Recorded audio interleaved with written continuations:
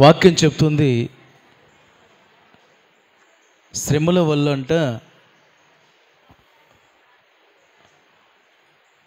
ఆయన సంపూర్ణం చేస్తాడంట. శ్రమల వల్ల. ఒకసారి ఆ మాట చదవండి. హెబ్రీయులకు రాసిన పత్రిక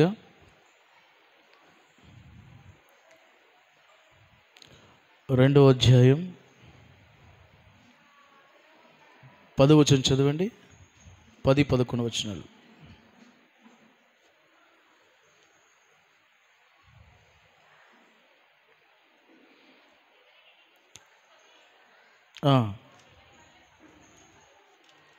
ఎవని నిమిత్తం సమస్తం ఉన్నవో, ఎవని వల్ల సమస్తమును కలుగుచున్నవో, ఆయన అనేకులైన కుమారులను మహిమకు తెచ్చుచుండగా, వారి రక్షణకర్తను శ్రమల ద్వారా సంపూర్ణ చేయుట ఆయనకు తగును. దేవునికి మహిమ కలుగునుగాక. ఈ మాటలో ఉన్న అర్థం ఏంటంటే, మన ప్రభువైన యేసుక్రీస్తు ఈ లోకానికి వచ్చి పుట్టుక మొదలుకొని మరణం వరకు ఆయన అనేక శ్రమలు అనుభవించాడు. తలవాల్చుటకు మనుష్య కుమారునికి స్థలం లేదు. నక్కలకు బొరియలు, పక్షులకు గూళ్ళు ఉన్నాయి, కానీ మనుష్య కుమారుడు ఈ లోకంలో యేసయ్య చూడండి, పుట్టుక మొదలుకొని మరణం వరకు వేదనే అనుభవించాడు. ఆయన శ్రమే అనుభవించాడు. ఎక్కడ సుఖాన్ని అనుభవించలే యేసయ్య. ఎందుకంటే మన రక్షణ కొరకు. ఒకసారి చెప్పులు కొట్టు ప్రభుని కనపరుద్దామా? యేసయ్య స్తోత్రం అందాం. హల్లెలూయా చెప్దాం మంచిగా, హల్లెలూయా. ప్రియులారా, ఈ దినాన ఒక శరీరముగా మన మధ్యలో బ్రతికిన ఆత్మీయులు, పరిశుద్ధులు మనల్ని విడిచి వెళ్తుంటే, ఎడబాటు కలుగుతుంటే బాధ అనిపిస్తుంది. వారి ఆత్మీయ అనుభవాలు, వారి ప్రేమ. అయితే వారు పరిపూర్ణులై ప్రభు యుద్ధకు వెళ్ళి వారు చక్కగా ఏ ప్రయాసం లేకుండా వారు నెమ్మదిగా ఉన్నారు. అయితే అంత నెమ్మది అనిపించటకు ముందు యేసయ్య వేదన పడ్డాడు.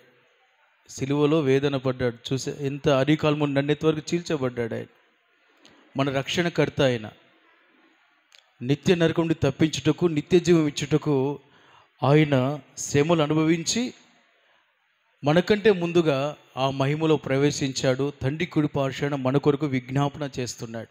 హల్లెలూయా. మనం కూడా ఆ మహిమలో ప్రవేశించుటకు, మన పరిపూర్ణత కొరకు ఆయన ప్రార్థన చేస్తున్నాడు. శ్రమ అనిపించడం ఒక ఎత్తు, మన కొరకు మరణించి తిరిగి లేచి ఆయన అక్కడ మన కొరకు విజ్ఞాపనం చేస్తున్నాడు. ఇక్కడ చూడండి, అక్కడ మన యేసు యొక్క ఆ శ్రమలను బట్టి ఇది మన రక్షణలోకి వచ్చాం. ఆయన మన రక్షకుడు. నిత్య నరకం నుండి తప్పించిన నిత్య రక్షకుడు ఆయన. కనుక ఈ దినాన యెహోవా జనులు, యెహోవా దేవుడు గల జనులు ధన్యులం. మనలో శాపం లేదు, ఇక మనకు నరకం లేదు, మనకు వేదన లేదు, మనకు ఎల్లప్పుడూ సంతోషం, సమాధానమే. దేవునికి స్తోత్రం కలుగునుగాక. నిత్య జీవమే, నిత్య సంతోషమే. ఇది నా తండ్రి గారు అలాగున ఆ మహిమలో చేర్చబడ్డారు. మనకంటే చాలా ధన్యులు. నీతిమంతుడు కీడు చూడకుండా కొనిపోబడుతున్నాడని వాక్యం చెప్తుంది. కనుక పోయిన వాళ్ళే ధన్యులని అప్పుడప్పుడు మనం అంటూ ఉంటాం. కొన్ని సమస్యలు, శ్రమలు వచ్చినప్పుడు మనకేమనిపిస్తుంది? పోయిన వాళ్ళే దుఃఖం, ఈ బాధ చూడలేక వెళ్ళిపోయారు, నయం వాళ్ళే నయం మనకంటే అంటాం. అలాగనే ప్రియులారా, మనది ఒక రోజు ఉంది. ఇది చూడండి, తండ్రి గారు యేసయ్య మనకు శ్రమ అనుభవించి చనిపోయి తిరిగి లేచాడు, మనకు రక్షణ వచ్చింది. ఆ మహిమ కుమారుడైన, మహిమ గల దేవుని కుమారుడు. ఇప్పుడు ఆంద్రే గారు కూడా దేవుని మహిమ గల కుమారుడుగా మార్చబడ్డాడు. ఆమేన్. ఇక్కడ చూడండి, ఇక్కడ ఏం రాస్తుంది? అనేకులైన కుమారులను మహిమకు తెచ్చుచుండగా. ఇప్పుడు ఆంద్రే గారిని దేవుడు మహిమకు తీసుకొచ్చాడు. ఎలా? శ్రమ పడుట నాకు మేలాయను. శ్రమలు ఏం చేస్తాయంట? మహిమకు కారణమట. అంతకంతకు ఈ చులుకని శ్రమలు మహిమాభారం కలగచ్చాను. ఏ మహిమ? యేసయ్యతో ఉండే మహిమ. మరొకసారి చెప్పులు కొడితే యేసయ్య స్తోత్రం అని చెప్దాం. హల్లెలూయా చెప్దాం. హల్లెలూయా. మన ఆత్మీయ తండ్రి సురేషయ్య, యేసన్న గారు, దైవజనులు, ఇంకెంతోమంది మహిమలో వెళ్ళే ముందు శ్రమలు ఎన్ని అనుభవించారు? వాళ్ళు యేసయ్య అనుభవించాడు, ఆ తర్వాత దైవజనులు అనుభవించారు, ఆది అపోస్తులు అనుభవించారు. ఎంతమంది శ్రమ అనుభవించి మహిమ కుమారులుగా మహిమకు వరకు తీసుకురాబట్టబడ్డారు. ఈ దినాన్ని మన జీవితంలో గురించి ఎన్ని శ్రమలు వస్తున్నాయి. శ్రమపడుట, ఆయనను ప్రేమించే వారికి సమస్తము సమకూడి జరుగుతాయి. శ్రమలు వస్తాయి, బాధలు వస్తాయి, కష్టాలు వస్తాయి, వేదనలు వస్తాయి, అనారోగ్యాలు. ఇది మనం ఇలా కూర్చున్నాము, కానీ మన వ్యక్తిగతంగా మనలో ఎన్ని బాధలు ఉన్నాయి మనకే తెలుసు. హల్లెలూయా. అనారోగ్యాలు, బీపీలు, షుగర్లు ఎన్నెన్ని ఉన్నాయి, మనకు ఎన్నో ఉన్నాయి. కానీ వాటన్నిటిలో మన దేవుడు, పరిశుద్ధాత్మ దేవుడు మనలో ఉండి మనకు ఆదరణ కలుగజేస్తూ ఉన్నాడు. హల్లెలూయా. నేను అనాథగా విడువను, ఆదరణకర్తను పంపిస్తాను. ఇది పరిశుద్ధాత్మ దేవుడు మనలో ఉండి ఆ శ్రమలు సహించే కృప, ప్రార్థన. అబ్బా తండ్రి, ఈ బాధ, ఈ వ్యాధి, ఈ వేదన, ఈ కష్టం, ఈ నష్టం. అప్పుడు ప్రభు అంటాడు, ఇదిగో నీకంటే ముందు యేసు శ్రమ అనుభవించి మహిమలో ప్రవేశించాడు, నీకు రక్తం కార్చాడు. ఈ శ్రమ కూడా నిన్ను మహిమలో చేరుస్తుంది. హల్లెలూయా. మహిమలో ఆనందం ఉంది, మహిమలో సంతోషం ఉంది, మహిమలో యేసయ్యతో సహవాసం ఉంది, మహిమలో ఏ వేదన లేదు.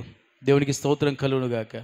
కనుక తండ్రి గారు అనేక దినాలు పడకలో ఉండి షుగర్తో బాధ, ఆ యొక్క పుండు తయారై హాస్పిటల్లో నిజంగా ఎంత వేదన అనుభవించాడు, చాలా వేదన.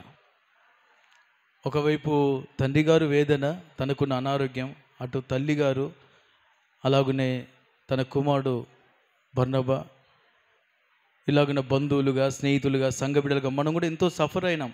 ఈ సఫర్లో మనకు దేవుడు మహిమను అనుగ్రహిస్తూ ఉన్నాడు. అటు తండ్రి గారికో మహిమ, పరిచయం చేస్తూ ప్రార్థన చేస్తూ సహకరిస్తున్న శ్రమలో పాలిభాగస్తుల మనకు కూడా దేవుడు మహిమలో నడిపిస్తూ ఉన్నాడు. హల్లెలూయా. కనుక ప్రియులారా, ఈ యొక్క తండ్రి గారి యొక్క మరణం మనకు ఎడబాటే అయినా ఇప్పుడు ఆనందంగా దేవుని సన్నిధిలో ఉన్నాడు. హల్లెలూయా. క్రీస్తునందు మృతినందు మృతులు ధన్యులు, తమ ప్రయాసములు మాని వారు విశ్రాంతి పొందుచున్నారు. అంటే నెమ్మది. ఇప్పుడు చూడండి, నిన్న నైట్ వరకు ఎంత వేదన అనుభవించాడు కదా. కొన్నిసార్లు అయ్యో దేవుడు తీసుకుంటే బాగుండు చూసేవాళ్ళు కూడా అనుకున్నాం. కానీ దేవుని కాలం సంపూర్ణమైంది. శ్రమలో పరిపూర్ణుడయ్యాడు, శ్రమల్లో సంపూర్ణ పరిశుద్ధత అనుభవించాడు. మూలిగాడు ఏడ్చాడు, నా వల్ల కాదు అన్నాడు. దేవా తీసుకో అని ఆ శ్రమలో నలగొట్టబడి ఎంత ట్రీట్మెంట్ చేసినా ఏం లాభం, అది కొంత మట్టుకే. కానీ దేవుని ట్రీట్మెంట్ సంపూర్ణం జరిగింది. హల్లెలూయా. దేవుని ట్రీట్మెంట్ సంపూర్ణమవుతుంది. ఇక దుఃఖం లేదు, మరణం లేదు, అక్కడ ఎల్లప్పుడూ ఆనందమే. హల్లెలూయా. ప్రియులారా, ఇది మనకు కూడా ఎన్నో శ్రమలు వస్తున్నాయి ఈ ఆత్మీయ పోరాటాల్లో. ఈ పోరాటాల్లో కూడా మనకు ముందున నడిచిన ప్రభుని చూద్దాం, అలాగునే దైవజనులను చూద్దాం, అలాగునే మన వంతు వ్యక్తిగతంగా శ్రమను సహిస్తూ మనం కూడా శ్రమలో పరిపూర్ణమై మనం ప్రభు కొరకు సిద్ధపడదాం. దేవుడు మనకు సహాయం చేయునుగాక. ఆమేన్. శ్రమయో దుఃఖము నాకు కలుగగా శక్తినిచ్చి బలపరచితివే.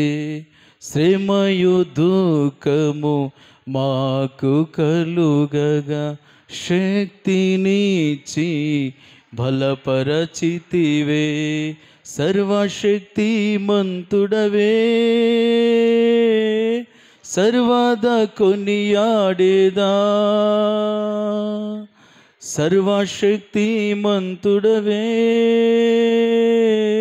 సర్వదా కొనియాడేదా, సర్వదా కొనియాడేదా. నా యేసయ్యా ఉన్నత స్థలము తట్టు నా కన్నులెత్తుదును. నా యేసయ్యా నీ కొరకే నేను కనిపెట్టుకొందును. నా యేసయ్యా ఉన్నత స్థలము తట్టు నా కన్నులెత్తుదును. నా యేసయ్యా నీ కొరకే నేను కనిపెట్టుకొందును. నా జీవమా యేసయ్యా నా కాపరి నీవయ్యా. మా జీవమా యేసయ్యా మా కాపరి నీవయ్యా. మా కాపరి నీవయ్యా. నా యేసయ్యా ఉన్నత అటు నా కన్నులెత్తుదును. నా యేసయ్యా నీ కొరకే నేను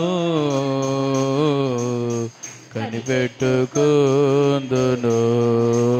బ్రతుకుట క్రీస్తే చావైనా మేలే.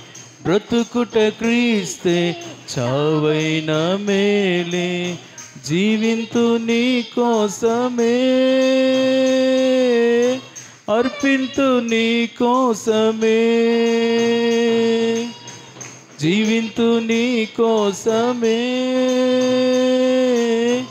అర్పింతు నీ కోసమే. అర్పింతు నీ కోసమే. నా యేసయ్యా ఉన్నత స్థలము తట్టు నా కన్నులెత్తుదును.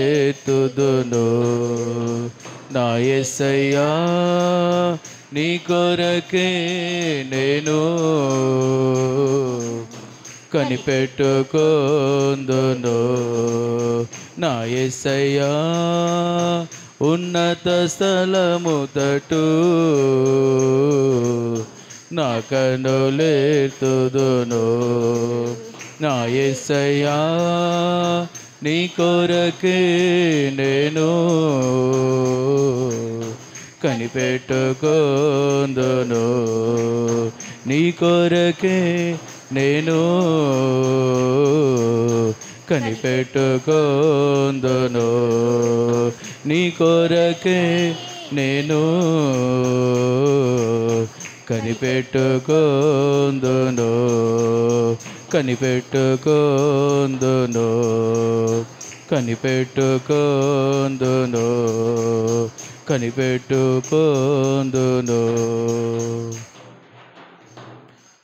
స్తోత్రం స్తోత్రం స్తోత్రం స్తోత్రం స్తోత్రం స్తోత్రం స్తోత్రం స్తోత్రం స్తోత్రం స్తోత్రం.